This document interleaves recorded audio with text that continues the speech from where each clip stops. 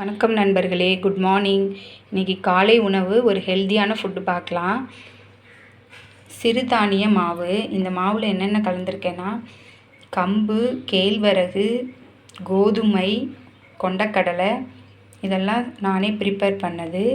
அது கூட முருங்கைக்கீரை, சின்ன வெங்காயம், பச்சை மிளகா, கொத்தமல்லி, கொஞ்சோண்டு ஜீரகம் நெரிச்சு போட்டிருக்கேன். வேணால் நீங்கள் கேரட் கூட சேர்த்துக்கலாம், துருவி சேர்த்துக்கலாம், ரொம்ப நல்லாயிருக்கும். இதை நம்ம இப்போ அடை மாதிரி சுட போகிறோம். ரொம்ப ஹெல்த்தியானது, உடம்புக்கு நல்லது. இதை எப்படி செய்யலாம்ன்றதை பார்க்கலாம் வாங்க, வீடியோக்குள்ளே போகலாம். தோசைக்கல் வச்சுருக்கேன். தோசைக்கல்லில் நம்ம எண்ணெய் சேர்த்துக்கலாம். ரொம்ப எல்லாம் ஆயில் சேர்க்க வேண்டாம், கொஞ்சமாக ஆயில் சேர்த்துக்கலாம். சேர்த்து நம்ம ப்ரிப்பேர் பண்ணி வச்ச மாவை இதில் சேர்த்துக்கலாம்.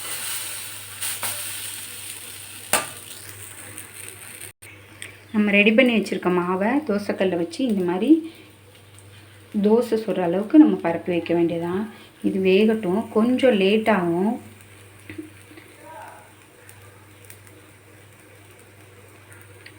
தோசை மாவு மாதிரி சீக்கிரம் வேகாது, கொஞ்சம் லேட் ஆகும். ஆனால் ரொம்ப உடம்புக்கு நல்லது. வாரத்தில் ஒரு நாள் இந்த மாதிரி நீங்கள் செஞ்சு சாப்பிட்டு பாருங்கள்.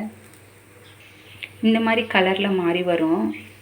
அப்புறம் நம்ம திருப்பி போட்டுக்கலாம். தோசைமா இந்த ரொட்டியை நம்ம திருப்பி போட்டுக்கலாம். ரெண்டு பக்கட்டும் நல்லா வேகட்டும். கொஞ்சம் டைம் ஆகும், ஆனால் சீக்கிரம் வெந்துடும். நல்ல கிறிஸ்பியாக வேணும்னா உங்களுக்கு கொஞ்சம் டைம் எடுத்து வேக வைங்க. இல்லை போதும் அப்படின்னா கொஞ்சம் சாஃப்டாக வேணும்னா சீக்கிரம் எடுத்துக்கலாம். வேகட்டும்.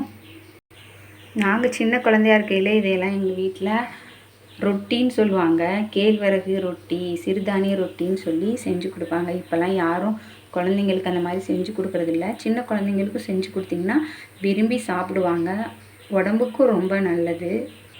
இப்போது ரெடி ஆயிடுச்சு அடை. சூப்பராக இருக்கும். நம்ம இப்போ எடுத்துக்கலாம்.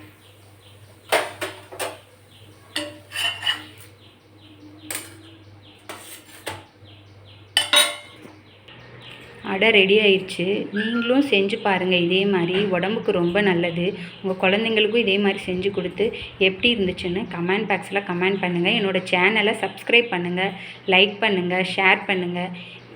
இந்த மாதிரி ஹெல்த்தியான வீடியோ போடணுன்னா என்னோடய கமெண்ட் பாக்ஸில் கமெண்ட் பண்ணுங்கள். நான் உங்களை ஃபாலோ பண்ணிக்கிறேன். எனக்கு சப்போர்ட் பண்ணுங்கள் ஃப்ரெண்ட்ஸ். தேங்க்யூ.